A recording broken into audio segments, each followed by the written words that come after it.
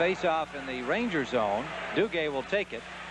As we've commented before, he has become their top face-off man. He got it to Hickey. Hickey breaking down the left side. Hickey, beautiful hip check, and he's hurt.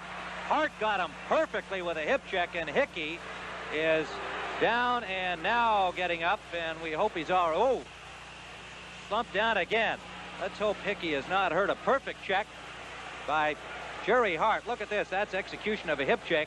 And you saw Hickey look like he was trying to hurdle him. And that's not always the best thing to do. He came down heavily on his back. And the trainer is out there attending to him. Check now by Vadnais. Vadnais has the puck. To the blue line, not out. Potvin to Persson. Persson lets fly. Tip-in try. Oh, what a score! Mike Bossy. Gillies going in there deep. Gillies cuts between the goaltender and the post. Dave Maloney, a good move to get loose, but he's stopped by Henning. Henning, an outstanding forechecker, changes the character of this line. Not that Trottier isn't. Now, Gillies, bothered by Dave Maloney, flattened him in front. I did not see an arm up from Wally Harris. I don't believe there's a call on the play, but we'll wait and see. Yes, they're both going now. Belated call. We'll see it on the replay.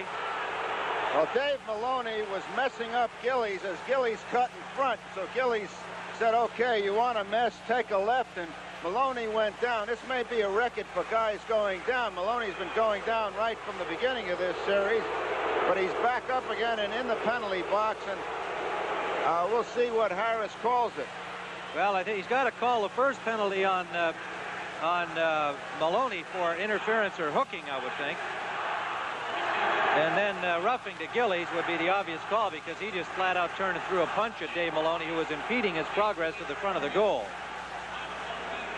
It'll be Murdoch against Bourne, a pair of 14s. Islanders line up Merrick over on Esposito, who's playing on the right side for this draw. Murdoch won it back to Marois. The shot right on, save. Murdoch, the shot, score. John Murdoch on a shot by Mario Marois. Resch made the save through traffic, did not control the rebound. Murdoch was very patient. He pulled out to get a better shot. Trottier between Howard and Marini. Maloney and Murdoch on the wings with Esposito, and a tough check there on Hector Marini.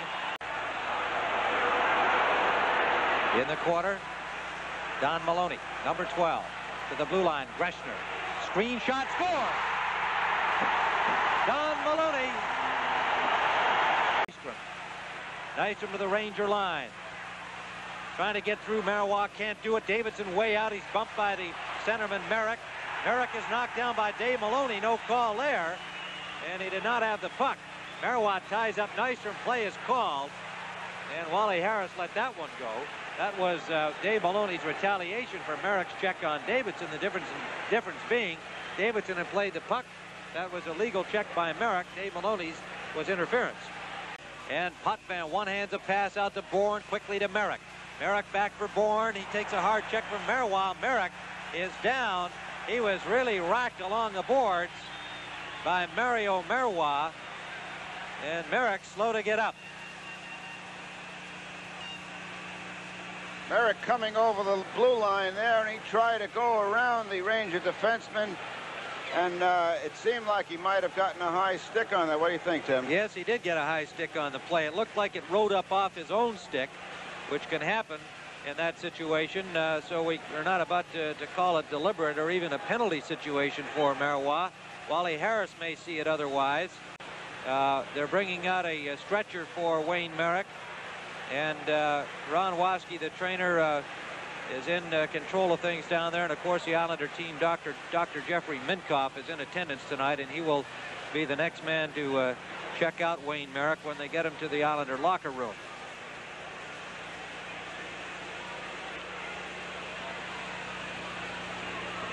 So the game here held up while they helped get Wayne Merrick off the ice.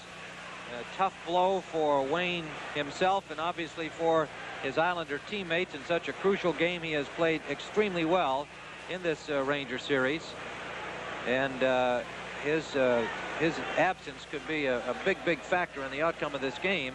Be interesting to see what adjustments Al Arbour will make Of course, Eddie Westfall is not dressed, would normally take a turn at center ice in this circumstance. Bob Bourne can play at center, but that messes up the line that has been going so well. So we'll just have to see, and we'll try to get you a report on the condition of Wayne Merrick as quickly as we can. And Merrick getting a generous round of applause from the Ranger fans here, which is heartening, being as they are not always so kind. Tim, there's a stretcher awaiting Merrick right at the gate to the Ranger dressing room, and they're going to transfer the Islander center to that stretcher and take him off. It's very difficult to ascertain the nature of the injury. But Hart backhands it in.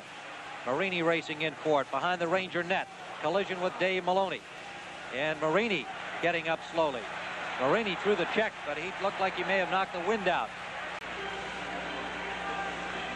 Marini, it may be just the wind because he really collided in the midsection. Big collision with Dave Maloney behind the goal. Marini, and it was a collision course all the way. Maloney turned his back to Marini, and Marini may have caught the blow in his stomach and had the wind knocked out of him. It took an awful long time for him to get to the Islander bench. Trottier follows on, checked by Don Maloney. Nystrom working like a demon in that corner on Don Maloney. Maloney will settle for a face-off if he can get one. And finally, play is called. Nystrom gets up with a poke at Nystrom. Nystrom gets up with a poke at Esposito, who had knocked him down. And now Trottier has some words with Esposito to try to retaliate. It looked like Wally Harris was going to send at least Nystrom, and maybe Nystrom and Esposito. Puck is dropped. Rangers have it. Dave Maloney checked by Bossy. Gillies in there. Trottier in there. 10 seconds left. Gillies trying to come out with it. Potvin down the boards to keep it in. 5 seconds left. The pass knocked down by Vadnais. It's all over. The New York Rangers have upset the New York Islanders and will advance to the Stanley Cup Finals against the winner of the Boston Bruins Montreal Canadiens series. A delirious crowd, an ecstatic Ranger hockey team. They have earned this victory. There is no doubt about that. It was a clear-cut victory in 6 games, and they have earned the accolades they are receiving now. Stan, your comments here about this Ranger moment. Well, the Rangers earned it. There is no question about it. Dennis Potvin absolutely fatigued on his knees along the boards, along with a very tired Islander team. They are now lining up for the traditional handshake. Well, this is a beautiful moment, a most difficult one for the losers, and the class of this Islander squad being shown as they line up to shake hands with their conquerors, the upstart New York Rangers. A special embrace for Bossy from Phil Esposito. They became good friends during the Challenge Cup and also at the Showdown series that was taped earlier this year. There is mutual respect here. The Islanders have credited the Rangers with their great effort all through this series, and indeed made the point that they had played so well. And they have been beaten by a team that did a better job through a 6-game series. There can be no doubt about that. And the Rangers have brought new excitement to their fans in the New York area and a chance to move on to the Stanley Cup for the first time in a final since 1940 when they were the champions. So there is excitement ahead for New York fans, but those who follow the New York Islanders, of course, great, great disappointment. This was the year when they expected to go to the finals, perhaps win it all. They will now have to wait until next season for that opportunity.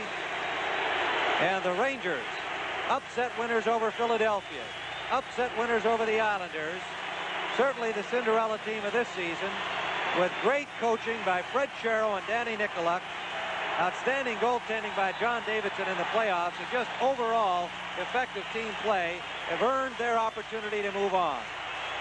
We'll be back here at Madison Square Garden in just a moment.